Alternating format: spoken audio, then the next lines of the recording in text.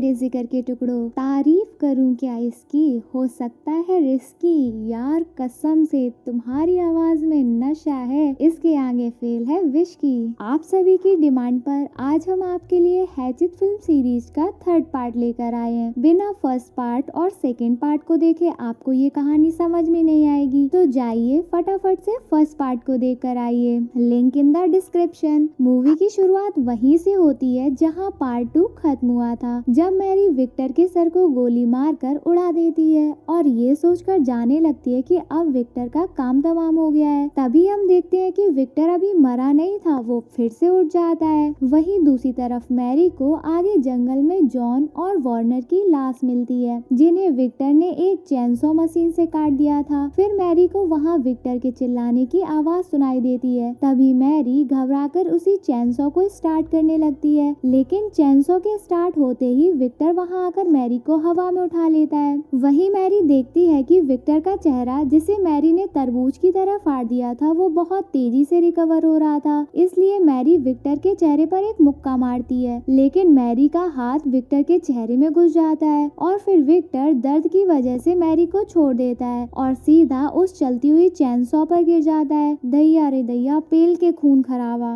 अब विक्टर की बॉडी के 2 टुकड़े हो जाते हैं। वहीं हम व्यूअर्स देखते हैं कि विक्टर की एक बार फिर मौत हो जाती है, लेकिन मैरी अब की बार कोई रिस्क नहीं लेना चाहती थी, इसलिए मैरी विक्टर का सर अपने साथ लेकर वहां से निकल जाती है ताकि विक्टर दोबारा जिंदा ना हो सके। फिर आगे हम व्यूअर्स देखते हैं कि मैरी, जो अब उस जंगल से निकलकर एक शहर में आ गई थी, वहाँ मैरी सबसे पहले पुलिस स्टेशन जाती है, जहाँ मैरी की हालत देखकर पुलिस स्टेशन में भगदड़ मच जाती है, क्योंकि मैरी के एक हाथ में शॉटगन और एक हाथ में विक्टर का सर था। वहीं फिर पुलिस वाले मैरी को पकड़ लेते हैं, पर मैरी कुछ भी बताने की हालत में नहीं थी। वो सिर्फ इतना कहती है कि जंगल में सब मर गए। इतना सुनते ही पुलिस ऑफिसर शेरिफ अपनी एक टीम को जंगल में भेज देते हैं। वहीं कुछ पुलिस वाले मैरी को नहलाने लगते हैं। तभी उन्हें पता चलता है कि जो खून मैरी की बॉडी पर लगा है वो मैरी का नहीं बल्कि किसी और का है। इसके बाद शेरिफ मैरी से पूछताछ करता है। फिर मैरी वो सब कुछ बता देती है जो उसके साथ पिछले 2 दिन में हुआ। वहीं शेरिफ को ये बात बिल्कुल भी हजम नहीं हो रही थी कि इतने लोग मारे गए पर मैरी सही सलामत वहां से बचकर निकल आई। शेरिफ को लगता था कि जंगल में जो लोग भी मारे गए हैं उन्हें मैरी ने ही मारा है और अब मैरी झूठी कहानी सुना रही है, इसलिए शेरिफ मैरी को जेल के अंदर डाल देता है। वहीं दूसरी तरफ शेरिफ ने जो टीम जंगल में भेजी थी, उसी टीम का एक पुलिस ऑफिसर शेरिफ को कॉल करके बताता है कि यहाँ लोगों को बहुत बुरी तरह से मारा गया है और उनकी बॉडी तो देखने के काबिल ही नहीं है। वहीं डेड बॉडी देखकर पुलिस ऑफिसर उल्टियां कर रहे होते हैं। तभी शेरिफ विंसलो को पुलिस स्टेशन का इंचार्ज बनाकर जंगल के लिए निकल पड़ता है। आगे शेरिफ की एक्स वाइफ अमांडा वहां आ जाती है, जो एक पत्रकार होती है, जिसे विक्टर की हिस्ट्री जानने की बहुत चुल मची होती है, क्योंकि अमांडा सालों से विक्टर के ऊपर रिसर्च कर रही थी और फिर अमांडा विंसलो को पैसों का लालच देकर मना लेती है। अमांडा मैरी से पूछताछ करने लगती है, लेकिन मैरी किसी को कुछ भी बताने के लिए मना कर देती है। वहीं अमांडा मैरी को अपनी बातों में फंसाने की कोशिश करती है। अमांडा कहती है कि तुम्हें इतने सारे लोगों के मर्डर के केस में फांसी भी हो सकती है और कहती है कि सिर्फ मैं ही तुम्हें बचा सकती हूँ। फिर मैरी अमांडा को सब कुछ बता देती है जो उसके साथ हुआ था। वहीं मैरी अमांडा को ये भी बताती है कि मुझे पूरा यकीन है कि मैंने विक्टर को पूरी तरह मार दिया है। आगे अमांडा मैरी को बताती है कि विक्टर को कोई मार ही नहीं सकता, क्योंकि विक्टर एक ऐसा भूत है जो मरकर भी बार बार जिंदा हो सकता है। लेकिन मैरी को यकीन था, क्योंकि वो तो विक्टर का सर साथ लेकर आई थी, इसलिए विक्टर जिंदा नहीं होगा। दूसरी तरफ हम व्यूअर्स जंगल में एक मेडिकल टीम को देखते हैं, जो वहाँ पड़ी सभी डेड बॉडी को इकट्ठा कर रहे थे। तभी उन लोगों को विक्टर की भी डेड बॉडी मिल जाती है, जिसे उठाकर वो अपनी एम्बुलेंस पर ले आते हैं। वहीं जंगल में डेड बॉडी उठाते उठाते उन्हें रात हो जाती है, लेकिन अभी भी वो सारी डेड बॉडी नहीं उठा पाए थे। वहीं रैंडी नाम का आदमी आराम से एम्बुलेंस में अपना काम कर रहा था। रैंडी को अंदाजा भी नहीं था कि उसका काम तमाम होने वाला है। तभी रैंडी को कुछ आवाज सुनाई देती है और जैसे ही रैंडी पीछे देखता है, तभी विक्टर शॉटगन देने वाली मशीन से रैंडी का सर तरबूज की तरह फाड़ देता है, जिसमें रैंडी का भी काम तमाम हो जाता है। वहीं एक पुलिस ऑफिसर विली रैंडी की चीख सुनकर वहां आता है, लेकिन तभी विक्टर उसके सामने आकर उस पर हमला करने लगता है। विली अपनी सारी मैगजीन विक्टर पर खाली कर देता है, जिससे विक्टर जमीन पर गिर जाता है और वहीं विली को लगता है कि विक्टर मर गया गया, लेकिन विक्टर फिर से उठकर विली की तरफ बढ़ने लगता है। वहीं विली पुलिस स्टेशन में विंसलो को कॉल करके मदद मांगने की कोशिश करता है, लेकिन विली के कुछ बताने से पहले ही विक्टर विली के सर के 2 टुकड़े कर देता है और विंसलो को सिर्फ विली की चीखें ही सुनाई देती हैं। वहीं मौजूद अमांडा विली की चीखें सुनकर समझ जाती है कि विक्टर फिर से जिंदा हो गया है और फिर अमांडा विंसलो से कहती है कि मुझे पता है कि विक्टर का गेम कैसे बजाना है। फिर अमांडा विंसलो से मैरी को छोड़ने के लिए कहती है, क्योंकि सिर्फ मैरी ही थी जो उस जंगल के सभी रास्ते जानती थी। दूसरी तरफ जंगल में विक्टर एक एक करके सभी पुलिस ऑफिसर और डॉक्टर को मार रहा था, जिनकी चीखें पुलिस स्टेशन में विंसलो को सुनाई दे रही थी। इसलिए विंसलो अमांडा की बात मानकर मैरी को लॉकअप से बाहर निकाल देता है। इधर शेरिफ भी अपनी टीम के साथ उस जंगल में पहुंच जाता है। तभी वहां एक कमांडो टीम भी आ जाती है। वहीं उस कमांडो टीम का लीडर टेलर उस ऑपरेशन को अपने अंडर ले लेता है और दूसरी तरफ अमांडा मैरी और विंसलो को लेकर एक आदमी के घर जा रही थी, जो थॉमस करौली का इकलौता रिश्तेदार था, जिसके पास थॉमस करौली की अस्थियां थी। तभी अमांडा उन्हें बताती है कि विक्टर को अपने बाप की अस्थियों की जरूरत है, क्योंकि विक्टर अपने बाप थॉमस को ढूंढ रहा है। इसलिए मैरी जब विक्टर के बाप की अस्थियां उसे दे देगी तो विक्टर वापस चला जाएगा। वहीं मैरी को ये प्लान काफी वाहियात लगता है, लेकिन अमांडा के समझाने पर मैरी मान जाती है। फिर हम व्यूअर्स देखते हैं कि वो लोग थॉमस के रिश्तेदार के घर पहुंच जाते हैं। वहीं अमांडा उस आदमी को सारी बात बताकर थॉमस की अस्थियां मांगती है, लेकिन वो खड़ूस बुड्ढा मदद करने से साफ मना कर देता है। तभी अमांडा गुस्से में विंसलो की गन छीनकर बुड्ढे पर तान देती है। अपना पिछवाड़ा फटते देख वो बुड्ढा उन्हें थॉमस की अस्थियां दे देता है। इधर पूरी टीम जंगल को चेक कर रही थी, तभी उन्हें जगह जगह पर बहुत सारी डेड बॉडी मिलती है, जो काफी बुरी हालत में होती है। वहीं डेड बॉडी की हालत देखकर पूरी टीम की हवा निकल जाती है। तभी झाड़ियों में से कोई निकलता है। वो माइक था, जो उस मेडिकल टीम के साथ आया था, लेकिन किसी तरह से वो बच गया था। माइक सभी को बताता है कि विक्टर ने सभी को मार दिया, उन्हें भी यहाँ से निकलना चाहिए। तभी शेरिफ माइक की बातें सुनकर मिलिट्री को बुलाने लगता है, लेकिन टेलर शेरिफ का फोन तोड़ देता है और टेलर कहता है कि तुम डरपोक हो, मैं खुद ही विक्टर को मार सकता हूँ। तभी उन्हें झाड़ियों में से कोई हलचल सुनाई देती है, जिसके बाद टेलर और उसकी टीम झाड़ियों में ताबड़तोड़ गोलियां चलाते हैं। और फिर जब टेलर झाड़ियों में जाकर देखता है तो वहाँ कोई जानवर का बच्चा था, स्वाहा। लेकिन तभी टेलर को सामने से विक्टर की आवाज सुनाई देती है और वो सब पीछे हटने लगते हैं और आगे बढ़ते बढ़ते विक्टर के घर तक पहुंच जाते हैं। वहीं वो सभी लोग बहुत सावधानी से उस हालात का सामना कर रहे थे, लेकिन तभी विक्टर एक पुलिस ऑफिसर को रॉड से मार देता है और दूसरी लेडी ऑफिसर को एक हुक में फंसाकर अंदर खींचने लगता है। वहीं पुलिस वालों के इतने गोली चलाने के बाद भी विक्टर उस ऑफिसर को अंदर खींच रहा था और फिर शेरिफ हुक की रस्सी काट देता है और उस ऑफिसर को बचाने की कोशिश करता है, लेकिन विक्टर उस ऑफिसर के मुंह में हाथ डालकर उसको अंदर खींच लेता है। इसके बाद टेलर विक्टर को चारों तरफ से घेरने का ऑर्डर देता है, लेकिन जैसे ही सारे पुलिस वाले एक दूसरे से अलग होते हैं तभी विक्टर एक एक करके सभी का गेम बजाने लगता है। वहीं कुछ ऑफिसर विक्टर को घेर कर लतियाने लगते हैं। तभी विक्टर एक ही झटके में सभी को फुटबॉल की तरह उछाल देता है और एक एक करके सबको मारने लगता है। टेलर भी लगातार विक्टर पर गोली चला रहा था, पर विक्टर को फर्क ही नहीं पड़ता और अब तो टेलर की गोलियां खत्म हो जाती हैं। वहीं टेलर विक्टर से सीधे भिड़ने की कोशिश करता है। तभी विक्टर टेलर के पेट में हाथ डालकर उसकी अंतड़ियों को बाहर निकाल लेता है। अब तो भैया टेलर की भी यहाँ मौत हो जाती है। वहीं टेलर को मरते देखकर एक ऑफिसर कोरी अपनी मिसाइल को विक्टर के ऊपर दाग देता है, जिससे विक्टर और उसका घर जलकर राख हो जाता है। वहीं ये देखकर वो ऑफिसर बहुत खुश हो जाता है और खुशी के मारे नाचने लगता है, क्योंकि कोरी को लग रहा था कि उसने विक्टर को मार दिया है। लेकिन कोरी की खुशी ज्यादा देर तक नहीं रहती है और थोड़ी ही देर में विक्टर कोरी के सामने आ जाता है। वहीं ये देखकर वहाँ से सभी लोग भाग जाते हैं। इसके बाद विक्टर कोरी के हाथ पैर उखाड़कर फेंक देता है। अब कोरी की तड़प तड़प कर मौत हो जाती है। दूसरी तरफ शेरिफ, रेचल और माइक एक वोट में छिप जाते हैं। वहाँ शेरिफ वोट में लगे रेडियो से मिलिट्री को बुलाता है। शेरिफ मिलिट्री को बताता है कि जंगल में कुछ लोगों ने उस पर हमला कर दिया है। वहीं मिलिट्री वाले 10 मिनट में आने के लिए कहते हैं। इधर शेरिफ खुद को उस वोट में सेफ समझ रहे थे। तभी विक्टर एक मशीन से वोट के गेट को काटकर छेद कर देता है। वहीं माइक एक हथौड़े को उठाने की कोशिश करता है। तभी विक्टर माइक का हाथ पकड़ लेता है, लेकिन रेचल उसे छुड़ा लेती है।